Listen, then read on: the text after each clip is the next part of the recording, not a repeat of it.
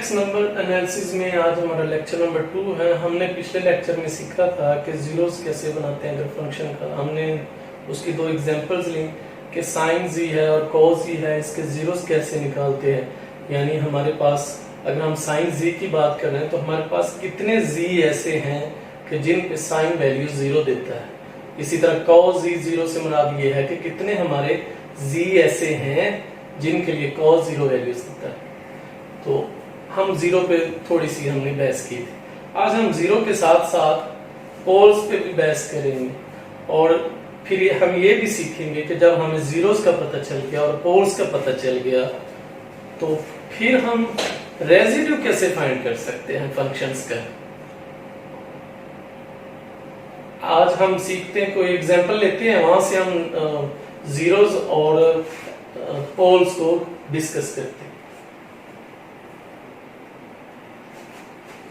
Example number 1.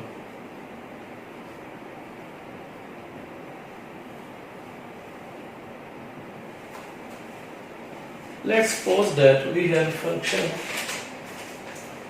Example हमारे पास let's suppose ये आगे determine the zeros, poles and zeros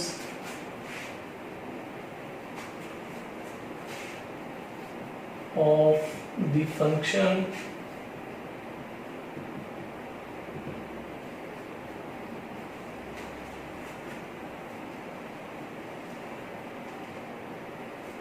to s plus six s plus two over s plus one s plus four. लेकिन ये हमारे पास एक transformation पड़ी हुई है। जैसे कि हम आपको पता है कि हम जब फंक्शन पे लैप्लेस लगाते हैं तो उसका आंसर एस में आता है। तो ये बेसिकली हमारे पास जो फंक्शन आया हुआ है ये एक ट्रांसफॉर्मेशन आई हुई है। फंक्शन टी में होता है, फिर हम उस पे लैप्लेस जब ऑपरेट करवाते हैं तो फिर आपका वो फंक्शन ऑफ एस बन जाता है। तो ये फंक्शन ऑफ एस पड़ा हुआ है। फिर हमें तो गर्ज है कि इसके जीरोस कैसे निकालने हैं और इसके पोल्स कैसे निकालने हैं। अब जीरोस फंक्शन ये जीरो कब बनेगा जब आपका नोमिनेटर में आंसर जीरो, आप ये सारा जीरो कर देंगे तो जी ऑफ एस जीरो आंसर दे देगा। तो फॉर जीरोस अगर हम जीरोस कैलकुलेट करना चाहते हैं तो जस्ट क्या करना है आपने कि नोमिनेटर में जो आपके पास टर्म्स पड़ी हुई है उसको आपने जीरो कर देना। दो टर्म्स थी, मैंने अलग अलग से उनको जीरो कर दिया। आपने वहां से एस की वैल्यूज निकाल लेंगे। अब s की वैल्यूज यहाँ से 2 आ जाएगी, -2 -3 और यहाँ से s की वैल्यूज -2 आ जाएगी। तो इसका मतलब क्या हुआ, -3, -2 आर दी जीरोस। किसके zeros? Function of g of s के हमारे ये जीरोस आ गए। अब हमने बहस करनी है कि पोल्स कैसे निकालने हैं। अब पोल्स होता है क्या? पोल्स वो होता है कि अगर हम इनकी वैल्यूज क्या रख दें कि फंक्शन अनडिफाइंड हो जाए। अगर मैं s की जगह पे 0 रख दूं तब भी जीएस अनडिफाइंड हो जाएगा। मैं s की जगह पे -1 रख दूं तब भी फंक्शन अनडिफाइंड है। मैं s की जगह पे -4 रख दूं तब भी फंक्शन अनडिफाइंड है। तो इनको ही पोल्स कहते हैं कि ये इनसे हमें बचना होता है, नहीं तो फंक्शन अनडिफाइंड हो। तो पोल्स के लिए ये है कि s 0 हो गया। अगला फैक्टर क्या है? s + 1 0 हो गया। अगला फैक्टर ये है कि s + 4 आपके 0 हो गया। तो s तो एक 0 आ गया, एक s की वैल्यूज -1 आ गई और एक s की वैल्यूज आपके पास -4 आ गई। तो ये हमारे पास जीरोस आए हैं फंक्शंस के और ये हमारे पास पोल्स आ गए। तो this implies that 0, -1, -4 are the poles of g of s. तो ये हमारे पास पोल्स है। अगर हम इसका ग्राफ स्केच करना चाहें तो वो भी हम बड़ी आसानी से कर सकते हैं। ये आपके पास रियल एक्सिस होता है, ये इमेजिनरी एक्सिस है, ये एस प्लेन है, और इसमें देखें s की वैल्यूज जो है, अगर हम जीरोस की बात कर ले तो s -3, अब फर्ज कर ले हम माइनस की वैल्यूज अगर यहाँ पे ले लें -2 -3, ये 0 हो गया, 1 2 3 4, तो यहाँ से s आपका जो जीरोस है वो है -3, तो -3 यहाँ पे ये लग गया, आप इसको क्रॉस का साइन दे दें जीरोस के लिए, और -2 आपका ये लग गया, ये आपके जीरोस आ गए जो मैंने क्रॉस किए, और पोल्स के लिए आप डॉट का साइन दे दें, s 0 है तो ये डॉट बना दें आप, ये उसका मतलब होगा पोल्स बना रहे, s -1 है तो ये आप इस तरह सर्कल फिल कर, -4 है तो -4 आपको पता है यहाँ के यहाँ से, तो अब जो क्रॉस वाले आए हैं ये आपके जीरोस हैं, और ये जो आए हैं 0 -1 -4 जिसको हमने एक डॉट से किया तो वो आपके पास पोल्स है, तो ये पोल्स को इस तरह से हम स्केच कर सकते हैं और जीरोस को। तो ये बिल्कुल मुख्तसर सा एक इंट्रोडक्शन है कि पोल्स कैसे निकालने हैं और जीरोस कैसे निकालने हैं। अब हम सीखते हैं कि एक फंक्शन लेंगे, अब उस फंक्शन में हम पोल्स तो निकालेंगे ही, उसका रेजिड्यू भी निकालेंगे कि यानी इनसे बचा कैसे जाए। अब s 0 पे तो अनडिफाइंड है, तो वो पोल्स पे कैसे हम बचे, क्या हम उसकी वैल्यूज भी निकालें फंक्शन की, तो इनसे भी कैसे बचा जाए, तो वो रेजिड्यू हम फाइंड करते हैं। तो हम एक फंक्शन लेते हैं तो उसमें से पोल्स भी निकालेंगे और आप उसका रेजिड्यू भी निकालेंगे। तो हम एक एग्जांपल ले रहे हैं,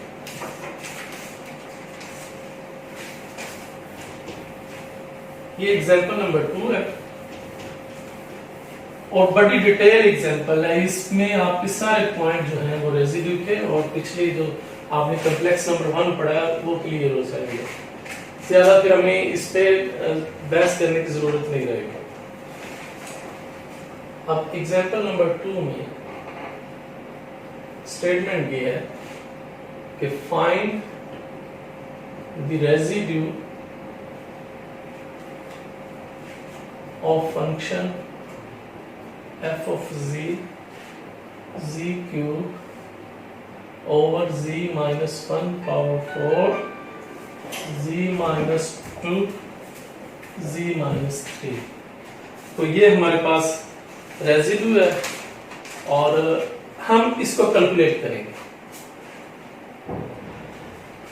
अब इसके सॉल्यूशन में आप देखिएगा, सबसे पहली बात ये है कि जब हम पोल्स पे जाएंगे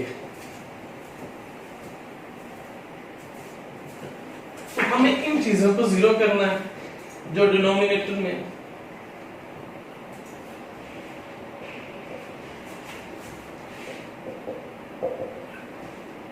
z यहां से 2 आ गया, यहां से 3 आ गया, और देखिए यहां से z आएगा तो 1, लेकिन ये उसकी पावर 4 है, उसको हम फिर कहेंगे कि z का आंसर तो 1 है लेकिन ऑर्डर 4 है, इसका ऑर्डर 4 है। ये सिंपल ऑर्डर के, सिंपल ऑर्डर से लाल ऑर्डर 1 के, इनकी पावर्स 1 1 है, तो ये सिंपल ऑर्डर के पड़े हुए हैं हमारे पास, और ये z जो 1 है ये 4 ऑर्डर का पड़ा हुआ है। अब इनका एक फार्मूला होता है कि हमने अगर इनको कैलकुलेट करना है रेजिड्यू को, तो ऑर्डर 4 जैसे आया वो उसके लिए कैसे कैलकुलेट करना है और जो सिंपल है उनके लिए कैसे।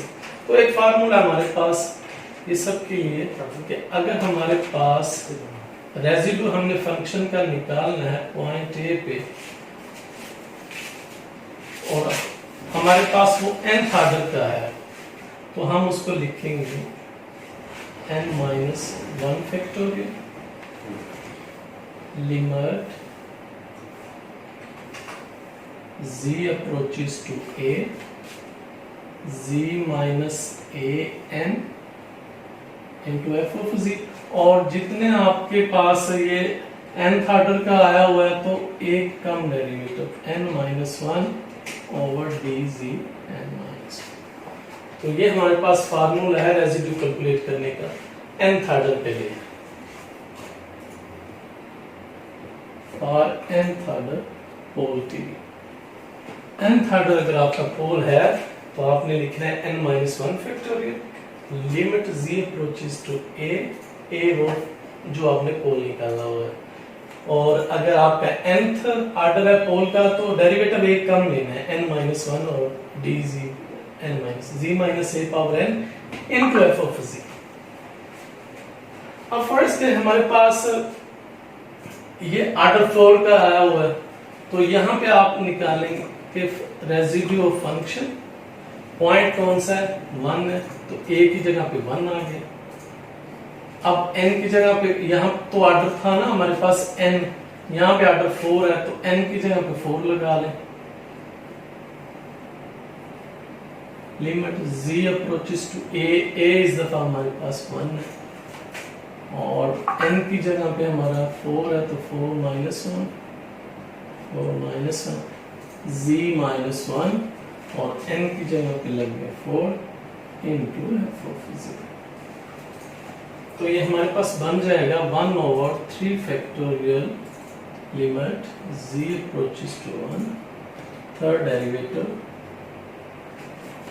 z -1 4 और f of z हमारे पास गिवन है, तो z cube over z -1 power 4 z -2 into z -3 है।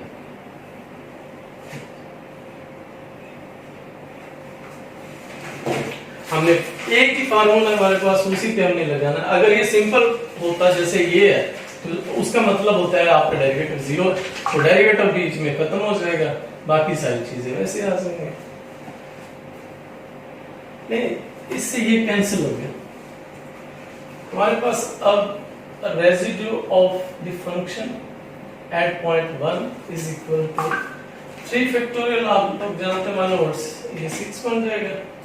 लिमिट z अप्रोचेस टू 1 और ये हमारे पास आ गया का derivative z cube over z -2 z -3 ये फंक्शन है।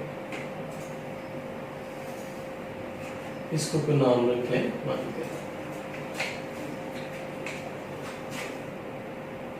इसके हमने 3 डेरिवेटिव लेने इस फंक्शंस के।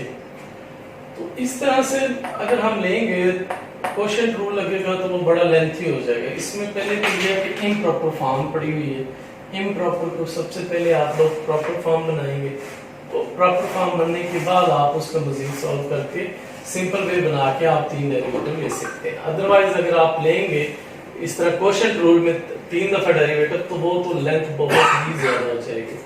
तो इसलिए इसको इस तरह से आप सॉल्व करें कि z क्यूब इनको आपस में आप मल्टीप्लाई कर लें, तो z -2 एंड z -3 को जब आप मल्टीप्लाई करेंगे तो ये बन जाएगा z square -3z -2z plus 6, तो z स्क्वायर -5z प्लस 6। तो इसका तो ये आ गया हमारे पास z स्क्वायर -5z प्लस 6। तो हम किससे मल्टीप्लाई करेंगे ये z क्यूब, तो z से करेंगे z क्यूब हो जाएगा -5z स्क्वायर प्लस 6z, ये माइनस ये प्लस ये माइनस, तो ये आ गया 5z स्क्वायर -6z। अभी भी पावर सेम आ रही है, ये पावर कम होनी चाहिए, तो ये मजीद आप 5 से कर ले तो ये बन जाएगा 5z square -25z plus 30, minus plus minus ये कैंसिल हो गया और ये आपके पास बन जाएगा 19z -30। अब ये पावर आपकी बंद है और ये अब ठीक है। अब हम इसको कैसे लिख सकते हैं, ये वाले फैक्टर जो इतना फैक्टर दिया हुआ है यानी z क्यूब और z -2 into z -3, इसको हम लिख सकते हैं z + 5 19z -30 और ये वाला फैक्टर आपको पता है कि हमने यहीं से बनाए हैं, ऐसे लिखें या ऐसे लिखें एक ही बात है। तो z -2 into z -3, इतने फैक्टर को अभी हमने ये सीखा है कि ये वाला फैक्टर जो है उसको हम ऐसे लिख सकते हैं। इसको हम जब हमने ऐसे लिख लिया है तो हमने उस पे क्या लगाना है, उस पे ऑपरेट होना है थर्ड डेरिवेटिव। इसका थर्ड डेरिवेटिव तो वैसे 0 बन जाएगा, इसका थर्ड डेरिवेटिव हम पार्शियल फ्रैक्शन करके और मजीद सिंपल कर लेंगे ताकि हम अप्लाई कर सके। तो इसका हम डेरिवेटिव अब लेंगे 3 दफा इस फंक्शन।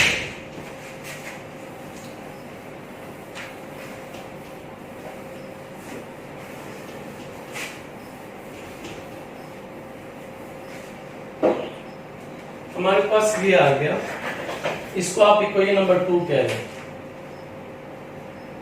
हमने अब इस पे बेस करनी है सारे, इसको सिंपल बनाना है। 19z minus 30 over z minus 2 into z minus 3। हम इसको जब पार्शियल फ्रैक्शन में लेके आएंगे तो ये बन जाएगा a over z minus 2 b over z minus 2। यहां से ये हमारे पास ये आ जाएगा z माइनस 3 और ये आ जाएगा z माइनस 2 और z माइनस 3 और ये z माइनस 2 आ जाएगा। इसको आप इक्वेशन नंबर 3 कह लें, इसको इक्वेशन नंबर 4 कह लें। तो आप पुट कर लें, 0 बनाने के z की जगह पे आप 2 रखेंगे तो b फैक्टर आपका 0 बन जाएगा। z 0 2 रखने पे ये हो जाएगा 19 इंटू 2 माइनस 30 8 2 माइनस 3 और ये वैसे 0 बन जाएगा।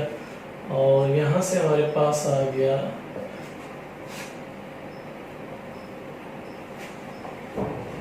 माइनस 8, a की वैल्यूज माइनस 8 आ गई। अब आप पुट कर लें z की जगह पे 3, तो 3 करेंगे तो हमारे पास आ जाएगा 19 इंटू 3 माइनस 30, ये 0 फैक्टर बन गया और ये 3 माइनस 2 यहाँ से भी आ गया और ये आ जाएगा 27 और 20, तो माइनस करने पे ये बन जाएगा हमारे पास 27।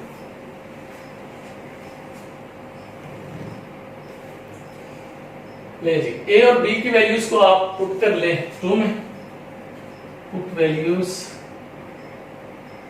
इन 3 में जब आप वैल्यूज को पुट करेंगे, जैसे कि यहाँ पे आप a की वैल्यूज लगाएंगे तो यहाँ पे आ जाएगा -8, आप b की वैल्यूज 27 लगाएंगे तो यहाँ पे आ जाएगा 27 आ जाएगा। और वो जो वैल्यूज है वो आपने यहाँ पे पुट कर देनी है इक्वेशन नंबर 2 में। तो उसकी वैल्यूज जब इक्वेशन नंबर 2 में पुट होगी तो हमारे पास ये फंक्शन बन जाएगा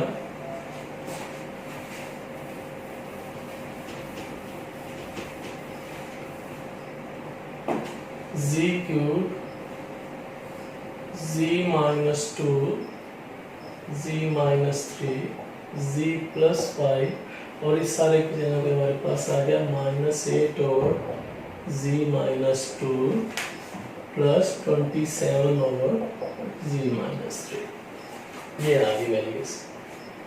अब हमने देखिए क्या करना कि हमें इसकी जो वैल्यूज आई हुई है वो यहाँ पे रख के थर्ड डेरिवेटिव उसका कैलकुलेट करना है। तो इसको पुट कर ले 1 में, हमारे पास आ जाएगा residue of function at point 1 over 6 limit z approaches to 1, third derivative z plus 5 minus 8 z minus 2 plus 27 over z minus 3। हमें इनके डेरिवेटिव्स चाहिए। अब ये तो बन गया 0।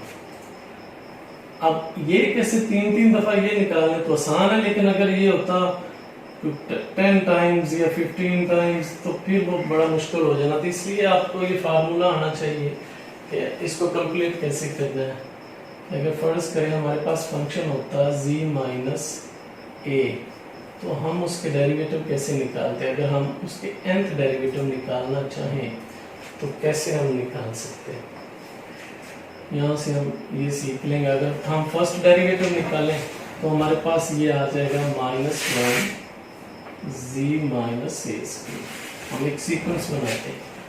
अगर हम इसका सेकंड डेरिवेटिव निकालें, इसका फर्स्ट डेरिवेटिव निकाला ये आ गया, अगर हम इसका सेकंड डेरिवेटिव निकालें तो हमारे पास आंसर बन जाएगा 2/z माइनस a क्यूब। और अगर हम इसका थर्ड डेरिवेटिव निकालें तो ये हमारे पास बन जाएगा -6/z माइनस a पावर 4। हम यहाँ से सिमेट्री बनाने की कोशिश करते हैं कि हम कैसे बनेंगे। हम इसको लिख सकते हैं -1 power 1 factorial over z minus a। तो इसको हम लिख सकते हैं -1 power 2 factorial over z minus a power 3। इसको हम लिख सकते हैं -1 पावर 3। 6 को हम लिख सकते हैं 3 factorial z minus a power n। इसी तरह अगर हम nth डेरिवेटिव निकालना चाहें तो हम निकाल सकते हैं -1 power n factorial z minus a power n। तो ये हमारे पास फार्मूला बन गया कि आप जितने मर्जी डेरिवेटिव निकाल लें, 10, 100 जो मर्जी, यहाँ पे आपने n की वैल्यू से रिप्लेस करनी तो हमारे पास डायरेक्ट आ जाएगा। अब हमें तो इसके डेरिवेटिव चाहिए 3 टाइम्स और इसी तरह इसका 3 टाइम्स हमें डेरिवेटिव चाहिए। तो इस फार्मूले से हम निकाल सकते हैं कि 3 टाइम्स हमारे डेरिवेटिव क्या बनेंगे। उनकी वैल्यूज फिर हम उसमें फंक्शन में पुट कर देंगे।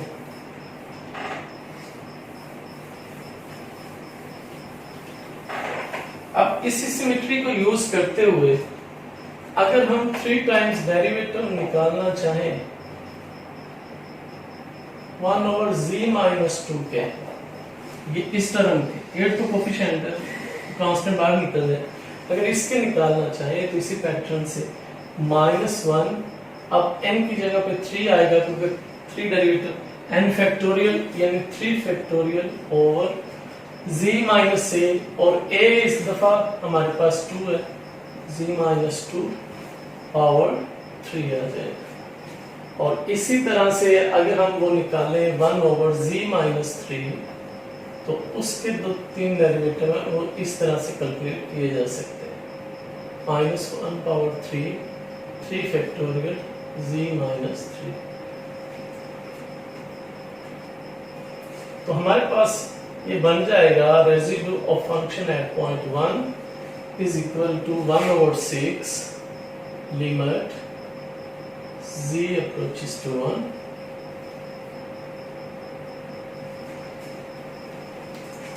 अब इसके 3 डेरिवेटिव, इसके 3 डेरिवेटिव z प्लस 5 के निकालेंगे। ये तो फर्स्ट डेरिवेटिव तो z का 1 आ जाएगा, थर्ड डेरिवेटिव लेंगे तो वैसे 0 बन गया, 5 का वैसे 0 हो गया। अब यहाँ पे क्या आएगा -8 तो बाहर निकल गया कोफिशिएंट, और इसका आंसर हमने ढूंढा हुआ है कि 1/z माइनस 2 का जब हम थर्ड डेरिवेटिव लेंगे तो वो हमारे पास ये आया हुआ है, ये हमारे पास -1 पावर 3 तो वो माइनस में ही आ जाएगा, यानी माइनस ये 6 बन जाएगा और ये आ जाएगा z माइनस 2 पावर 3। आगे हमारे पास आ जाएगा प्लस 27 और इसका आंसर ये आया हुआ, ये हमारे पास बन जाएगा -6 और z माइनस 3 आ जाएगा। तो यहाँ से ये आ गया 1/6 लिमिट z अप्रोचेस टू 1, 48 और z माइनस 2 क्यूब, और ये आ जाएगा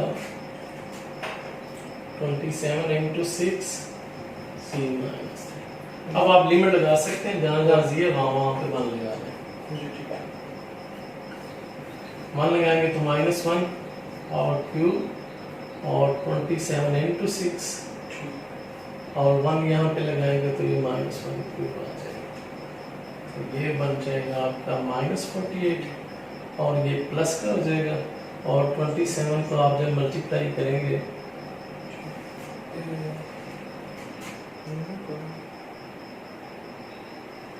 तो 27 into 6 तो 162। आप यहाँ से कैलकुलेट कर सकते हैं तो ये हमारे पास कितना आ जाएगा,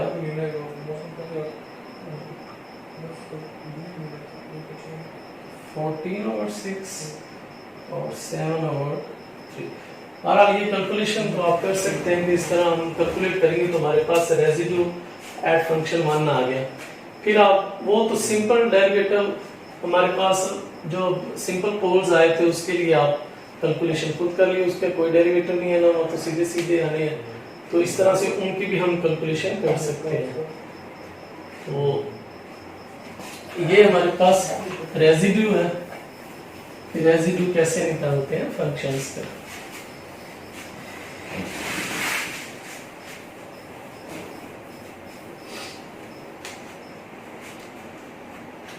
और जो सिंपल पोल हमारे पास आए थे z = 2 पे, उस पे हम रेजिड्यू कैसे निकाल सकते हैं।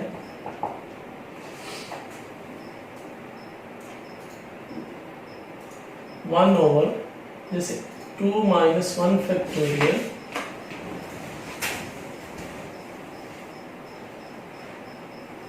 z - 2 into f of z, और यहाँ पे लिमिट लगा देंगे z अप्रोचेस टू 2,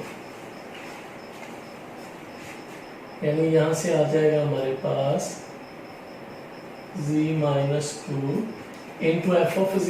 वो f of z की आप वैल्यूज यहाँ पे लगा देंगे तो वो कैंसिल हो जाएंगे, बाकी आप z की जगह पे 2 पुट कर। इसी तरह 3 है तो फिर यहाँ पे 3 लग जाएगा, तो वो रेजिड्यू आपके निकल आएंगे। तो सिंपल पोल्स के लिए तो डेरिवेटिव लेने की कोई जरूरत नहीं होती, तो इसलिए वो सीधे सीधे कैलकुलेशन हो जाती है। तो ये हमारा आज का टॉपिक था रेजिड्यू के बारे में।